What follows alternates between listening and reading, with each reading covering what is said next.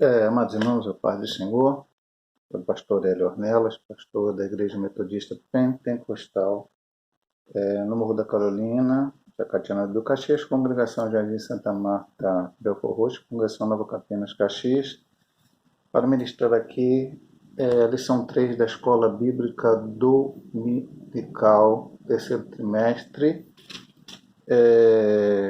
Estamos aqui ministrando através de vídeo, pois ainda estamos em certo distanciamento social, ainda não retomamos atividades totais da igreja. Semana, antecipadamente até para os irmãos, já conversei com o pastor Paulo, ele vai falar hoje à noite, domingo à noite, na igreja de Caxias. Se nada mudar, nós pretendemos, no mês de agosto, voltar aos trabalhos normais de terça, quinta e domingo. Apenas a escola dominical que a gente ainda está pensando um pouco se vamos retomar ou não, porque depende de algumas coisas. Não temos a revista física, e talvez isso faça com que a gente adie um pouco ainda a escola bíblica dominical. Mas, provavelmente, se tudo correr bem, se der certo, a partir da primeira semana de agosto estaremos reunidos terças, quintas e domingos, Já estaremos anunciando para os irmãos. Então vamos aqui para a lição 3, por enquanto é em vídeo.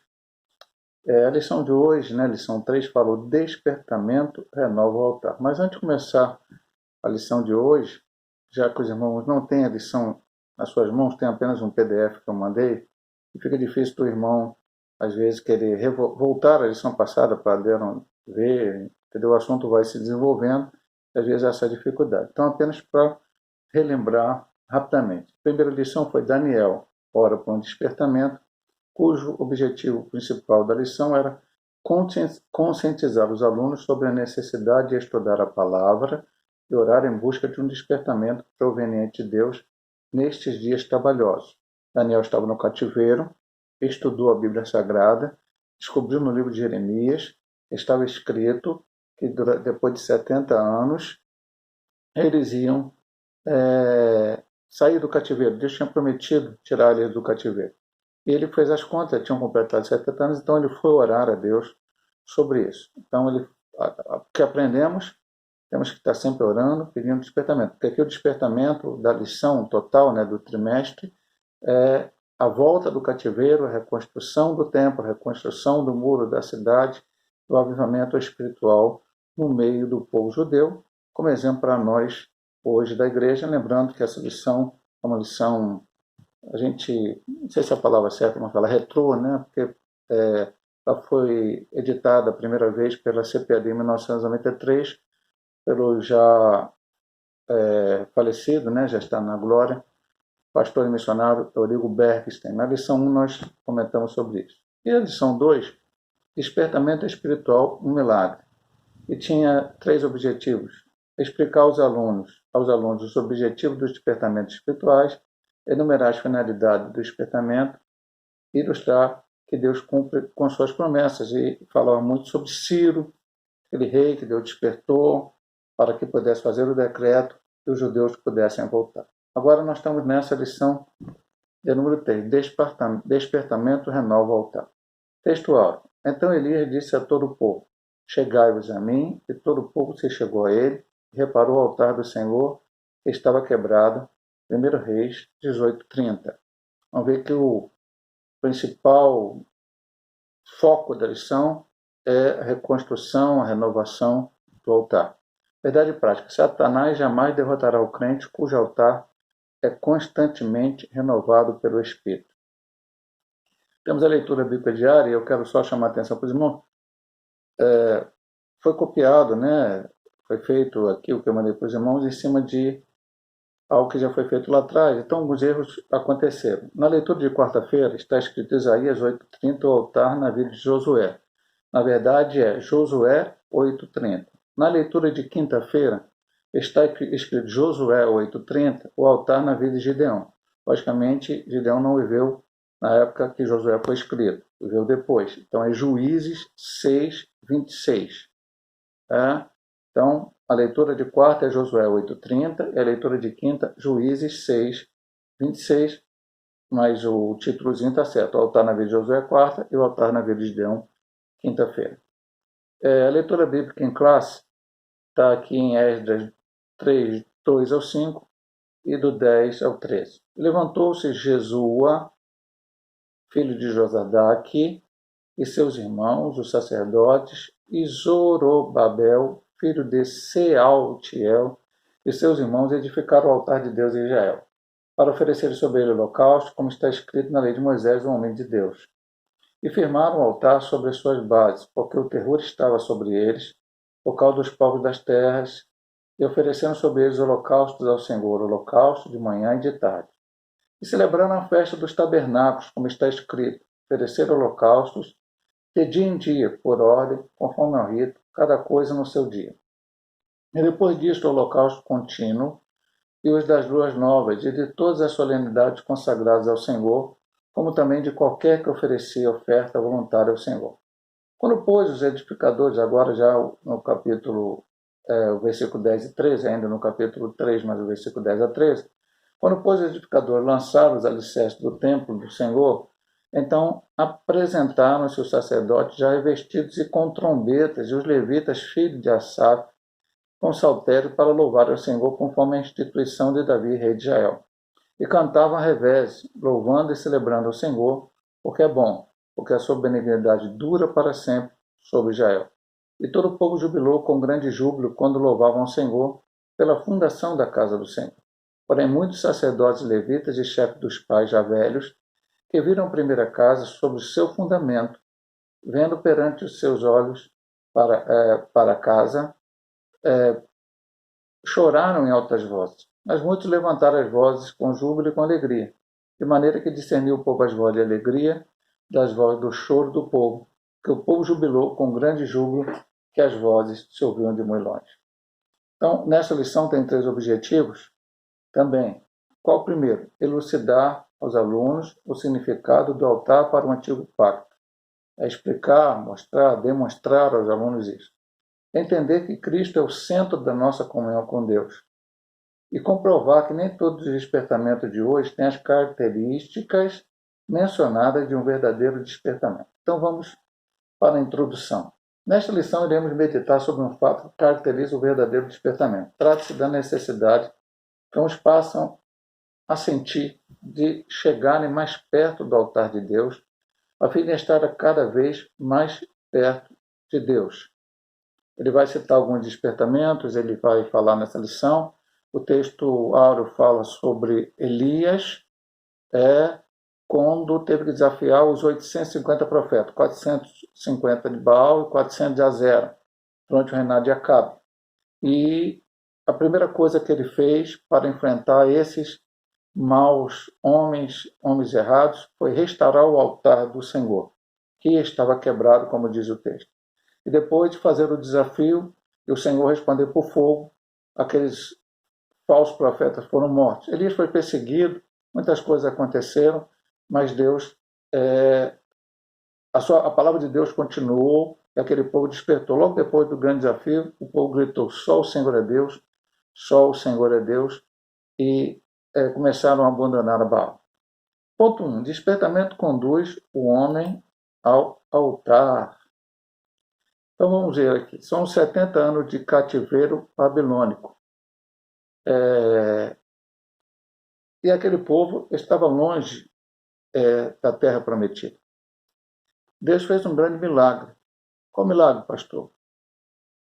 Foram 70 anos de cativeiro, aquele povo, eu já falei aqui em lições passadas, ele se consertou, né? A lição falava sobre isso, e eles cometeram outros erros quando voltaram do cativeiro, mas a idolatria praticamente foi extinta do meio deles. Só adoravam o Deus verdadeiro. Mas Deus também providenciou situações. E qual a situação? 70 anos aquela terra ficou vazia e nenhum povo veio e tomou e ficou... Havia ali aqueles adversários que moravam em Samaria, mas eles não vieram tomar Jerusalém, nada. Quando eles voltam, encontram a terra, a inimizade deles, mas a terra estava lá, porque Deus os guardou para que eles pudessem voltar. O que não estava lá era fisicamente o altar. E vamos ver aqui o que aconteceu. O propósito que traziam no coração a retornar do cativeiro precisava ser muito firme, porque estavam rodeados de inimigos cruéis. A Bíblia diz: o terror estava sobre eles por causa dos povos da terra. Nós lemos aqui em Esdras 3:3 na introdução. Eles não tinham tomado Jerusalém, mas eles estavam ali ao redor e por tudo fizeram, lutaram para que aquele povo não reconstruísse nem a cidade, nem o templo. A gente vai ver isso claramente nos livros de Esdras e no livro de Esdras e Neemias, que é uma leitura interessante para os irmãos fazerem agora, nesse período. Esdras, Neemias, Ageu, Zacarias, são livros que falam desta época da história, além de Daniel, na sua oração, e algumas outras profecias que ele falou. Por isso mesmo, o povo sentia que precisava do acesso a Deus através do altar. Este será o holocausto contínuo perante o Senhor, onde vos encontrarei para falar contigo ali. Estas bênçãos Deus agora almejam através do altar. Então, eles precisavam do acesso a Deus.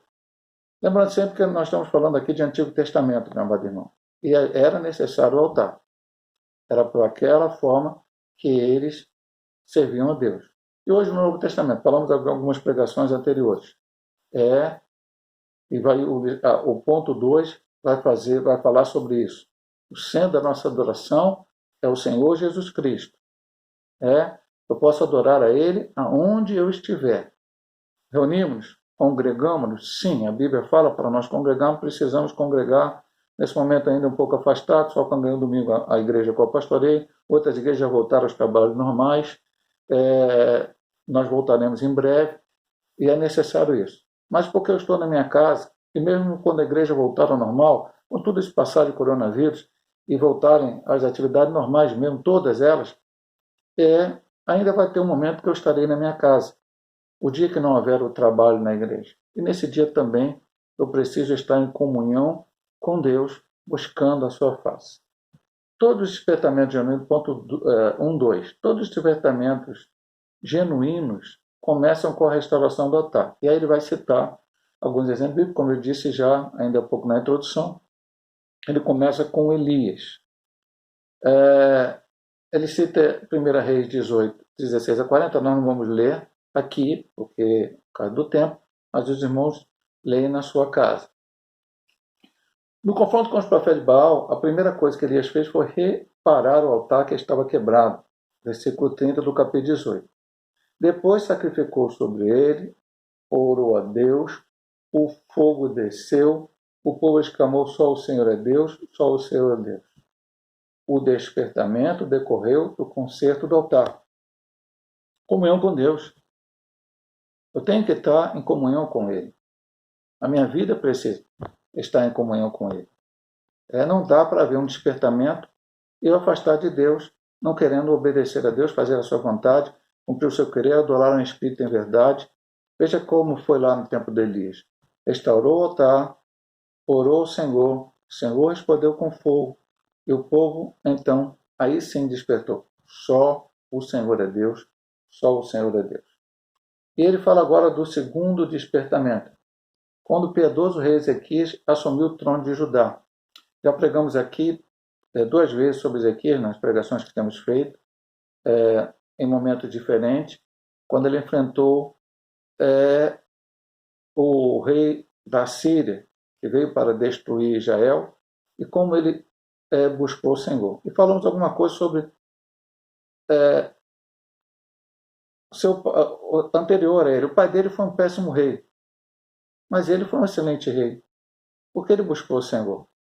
E vamos ver o que ele fez. Primeiro ano do seu reinado, abriu as portas da casa do Senhor e a separou, porque elas estavam abandonadas por causa de seu pai. Está lá em 2 Crônica 29:3. Purificou o templo, tirou toda a imundície, purificou o altar do holocausto, que seu pai, antecessor Acais, tinha construído um modelo copiado de Damasco. Seu pai tinha ido a Damasco e chegou lá. Damasco era a capital da Síria, não confundir com a Síria, Síria. E chegou lá, conversou lá com o rei, e lá viu um altar. Mandou fazer uma cópia, um desenho bem detalhado, mandou para Israel e disse: quando eu chegar aí eu quero esse altar. Quando se voltou para Israel, e lá ele colocou: aqui está um altar, esse altar aqui eu vou oferecer sacrifícios, esse altar, e o altar do Senhor ofereceu outras coisas. Então ele colocou um altar de deuses pagãos com a cópia. Isso, meu amado irmão, já faz-nos pensar uma coisa que nós vamos ver lá no último capítulo da lição, o último ponto da lição. O culto a Deus é um culto separado, santo.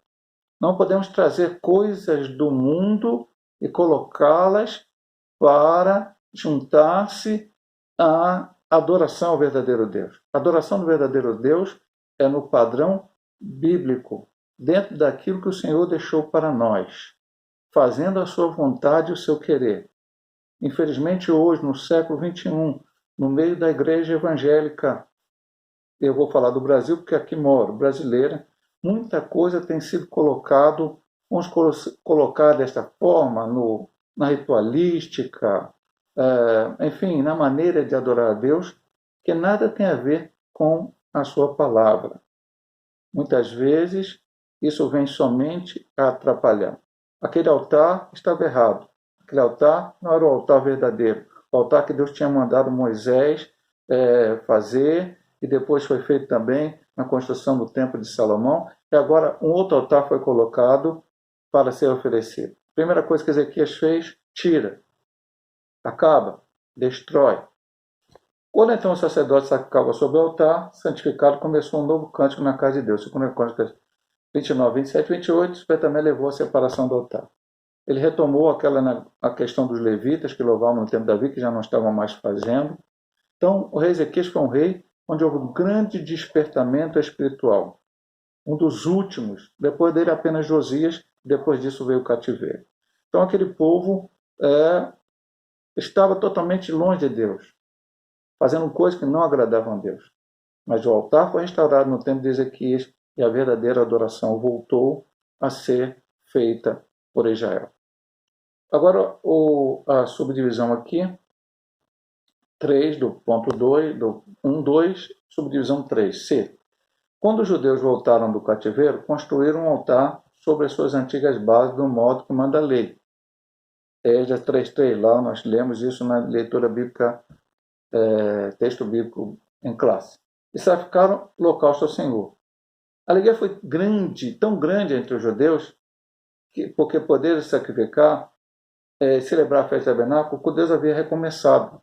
Nós vamos ver lá no final que alguns choravam, outros cantavam, enfim, havia uma alegria, havia uma felicidade.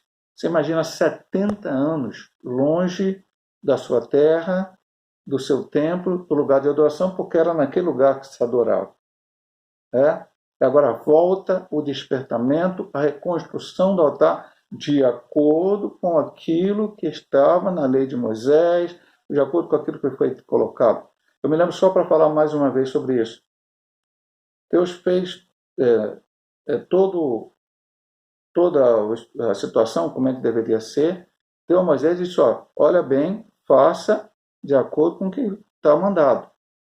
E aí foi dado depois a olhar Bezaleel, e aí foi recomendado que fizesse exatamente daquela maneira, e eles foram fiéis, e assim o fizeram com os homens que o ajudaram. Por quê, meu amado irmão? Eu não preciso ajudar a Deus na sua adoração, eu não preciso ajudar a Deus nos seus desígnios, eu tenho que apenas obedecer. Às vezes a gente quer dar uma ajudinha a Deus, introduzir coisas que Deus não se agrada. Para atrair pessoas, para trazer pessoas para o reino. Não, meu amado irmão, quem atrai, quem convence é o Espírito Santo de Deus. Síntese do tópico 1. Sintetizando esse primeiro ponto que estudamos. Todos os despertamentos genuínos começam com a restauração do altar. Por isso os judeus sentiam a necessidade de ter acesso a Deus através de um altar restaurado. Então, todos eles começavam com a restauração do altar. Vamos agora passar para o ponto 2. Cristo, o centro da nossa comunhão com Deus. Eu já vou dizer aos irmãos antecipadamente aqui, nós estamos com tempo aqui de gravação, eu tenho um limite de gravação Então, provavelmente essa lição ficará com a parte 1 e a parte 2. Vamos falar aqui do ponto 2, depois vamos ter que dar uma parada, depois iniciar a parte 2 para estudar o resto da lição. Cristo, centro de nossa comunhão com Deus. No tempo do Velho Testamento, o altar era o ponto central do culto a Deus. E no Novo Testamento, o sacrifício de Jesus no Gólgota é o grande acontecimento para o qual o altar apontava profeticamente. Paulo escreveu à igreja de Corinto: principalmente vos entreguei o que também recebi, que Cristo morreu pelos nossos pecados. E escrevam ainda: nada me propus entre vós, senão Jesus Cristo e esse crucificado, a pregar sobre Jesus Cristo e esse crucificado, 1 Coríntios 2:2, todas as coisas subsídiam por ele, Colossenses 1:17, para que em tudo Jesus tenha preeminência, Colossenses 1:18, e para, aí já passa a ser de Paulo para Pedro, né? Para vós o do altar que credes é preciosa a pedra principal de esquina, 1 Pedro 2:7, e tudo isso porque Jesus, pela sua morte expiatória, ganhou redenção para todo mundo, e aí cita vários textos de Efésios e tal. Então, veja bem, no Antigo Testamento, tinha que renovar o altar. Nós estamos falando da lição trimestre de quê? Reavivamento, despertamento, avivamento, volta a buscar a Deus. Então, meu amado irmão, se faz voltar, se busca a Deus. Às vezes vai, aquela geração, aquele povo, de repente aquilo vai esfriando. Então é necessário um reavivamento e restaurar o altar. O altar nunca precisaria ser restaurado se um dia ele não fosse esquecido, não fosse deixado de lado. E nós estamos sentindo, por isso eu creio que a CBAD colocou esta revista, essa lição para nós, porque estamos num momento de precisar de um reavivamento espiritual para a igreja. Precisamos focar qual o objetivo, o que estamos fazendo aqui neste mundo. Qual o objetivo que o Senhor deixou para nós? Para que possamos buscar a vontade de Deus. E aí precisamos restaurar o altar, para que a vontade do Senhor seja cumprida em nossas vidas, como foi na vida daqueles homens. No Novo Testamento, qual é o altar do Antigo Testamento? Para apontar para o que? O sacrifício de Cristo na cruz do Calvário. E Cristo deve ser o centro da nossa pregação, da nossa vida, de tudo que fazemos. Cristo, a sua morte na cruz, como ele diz aqui no final, pela sua morte expiatória ganhou a redenção para todo mundo. Vamos aqui. Ponto importantíssimo. Toda a Trindade atuou ativamente na morte expiatória de Jesus. Quero só fazer um comentário antes. Já que nós vamos ter 2 pontos, eu posso me alongar um pouco com alguns comentários. É necessário, meu amado irmão, entender bem. Eu vou repetir aqui, já tenho falado algumas pregações. Pastor, existe a palavra trindade na Bíblia? Não, não existe a palavra trindade na Bíblia. Mas nós vemos o conceito da trindade. E a trindade não são 3 deuses. Muitos hoje ficam escrevendo na internet, falando em aí alguns programas de televisão, querendo trair pessoas de dentro da igreja para uma ideia que os evangélicos, e aí jogam no bojo também os católicos romanos, enfim, e dizem até que nós trouxemos isso de dentro do catolicismo, e aí colocam coisa lá que foi introduzida por Constantino, e vai uma série de coisas que eu não quero ficar discutindo aqui muito tempo. E a Trindade, e alguns até dizem que é doutrina do demônio, enfim, uma série de besteiras. Meu irmão, a Trindade está clara em vários pontos da Bíblia, sem ter citado. Nós não adoramos 3 deuses, nós adoramos um Deus, um único e verdadeiro, em 3 pessoas: Pai, Filho e Espírito Santo. A lição não é sobre isso, eu não vou me prolongar por isso. Apenas estou colocando aqui, porque aqui este ponto nos fala. Trindade atua ultimamente na morte expiatória de Jesus. Vamos ver o papel de cada um, ou cada uma das pessoas. O Pai Celestial, primeira pessoa da Trindade. Antes da fundação do mundo, o Pai planejou a obra redentora com o sacrifício de seu Filho. Efésios 3, 6 a 9. Estudamos isso no trimestre passado. Jesus é o Cordeiro de Deus, foi morto antes da fundação do mundo. O Senhor Deus não foi pego de surpresa com o pecado de Adão e Eva. Deus nunca é pego de surpresa. Deus já tinha o seu plano, caso Adão e Eva pecassem. Pecaram, então esse plano foi colocado em ação. Na consumação dos séculos, enviou o seu Filho. Gálatas 4:4, João 3:16. Por que ele fala consumação dos séculos? Às vezes já falei em alguma pregação minha, quando eu estudei Cristologia no seminário, eu tive a oportunidade de estudar no seminário, era assembleiano, mas aceitava pessoas de outras denominações, havia padres irmãos de outras denominações lá, o Instituto Bíblico Pentecostal, na direção do pastor missionário Lawrence Olson. Estudei com o grande homem de Deus, e lá nós tivemos uma matéria chamada Cristologia. Eu não me lembro bem quem é o professor que deu essa matéria, mas essa matéria falava muito sobre isso. Deus preparou tudo, tempo certo. Antes de Cristo vir um pouco, houve todas aquelas guerras, Império Babilônico, depois Medo-Persa tomou, veio o grego e tomou Medo-Persa, aí veio o romano e tomou o grego, e se continuasse aquela guerra, seria um pouco complicado. O Cristo vir e depois ele ser pregado, mas os romanos dominaram e pacificaram o mundo então, não só ali naquele momento, mas até para adiante. O Império Romano caiu bem mais adiante. Então, até na história, você vai ler, é o chamado Pax Romana, paz romana. Eles tinham seus exércitos em todos os lugares, e aí as pessoas podiam caminhar e ir para outros lugares em segurança. Tinha os problemas, tinha. Às vezes até os próprios romanos, em algum momento, perseguiram a igreja, mas havia uma certa liberdade. Segundo, na cultura, a cultura grega sobrepujou a romana, especialmente na língua.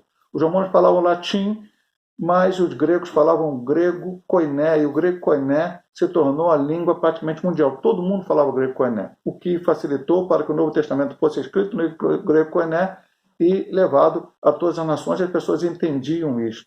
Os romanos também fizeram boas estradas. Então havia uma série de coisas. No momento certo, dentro daquilo do planejamento de Deus, naquilo que Deus dá as condições para que as coisas aconteçam, chegou o momento certo para que Cristo venha a esta terra. Na consumação dos séculos, no tempo certo, o Pai enviou o seu Filho. E o Pai participou diretamente do drama do Gólgota. E alguém falou, pastor, mas o que está escrito em 2 Coríntios 5,19? Vamos lá, meu amado irmão. 2 aos Coríntios 5,19. É sempre bom ler o texto para que o irmão possa entender. Deus estava em Cristo reconciliando consigo o mundo, não lhe imputando os seus pecados, e pôs em nós a palavra da reconciliação. O pai estava sempre com o filho. O pai só abandonou o filho no momento que ele diz, Deus meu, por que me desamparaste? Usando o Salmo 22 como referência, no momento que o pai o deixou para que ele pudesse morrer. Mas o pai estava lá, ativamente, como a primeira pessoa da Trindade, agindo na obra expiatória de Jesus. B. Cristo, Filho de Deus, entregou-se a si mesmo em oferta de sacrifício, e aqui ele cita Efésios 5:2, 19:4, precisamos ler 9:14, melhor dizendo, Efésios 5:2 e Hebreus 9:14, ele levou os nossos pecados sobre o madeiro, 1 Pedro 2:24, e pareceu para levá-los a Deus, 1 Pedro 3:18. Eu acho que não preciso nem comentar isso, porque quando a gente olha para a cruz, a gente vê o Filho. E muitas vezes a gente só vê o Filho, esquece de ver o Pai e esquece de ver o Espírito Santo. Então o Filho participou ativamente da morte expiatória. Ele era o Filho. E vamos para o ponto C, o Espírito Santo ajudou o Filho a vencer todos os obstáculos que o altar santificado se levantaram contra ele, até chegar à cruz. Foi pelo Espírito Eterno que Jesus se ofereceu a si mesmo imaculado a Deus. Pai, Filho e Espírito Santo estavam juntos, como estavam na criação, estavam no projeto da salvação, estavam na obra expiatória e continuam hoje agindo. A Bíblia diz que Jesus, não me lembro bem agora, acho que foi Estevão, eu vejo o Filho de Deus em pé à direita de Deus Pai Todo-Poderoso. Jesus já está lá, à direita de Deus Pai Todo-Poderoso. O Espírito Santo está nessa terra, começando o homem do pecado, da justiça e do juízo. Quando vier o arrebatamento da igreja, o Espírito vai levar ao encontro de Jesus, haverá o tribunal de Cristo, depois vão para a boda do Cordeiro, onde estarão para sempre com o Senhor. Esta é a promessa. A morte expiatória de Jesus. centro da adoração no Novo Testamento. Vamos parar aqui, meu amado irmão, e depois vamos continuar com a parte 2 do estudo.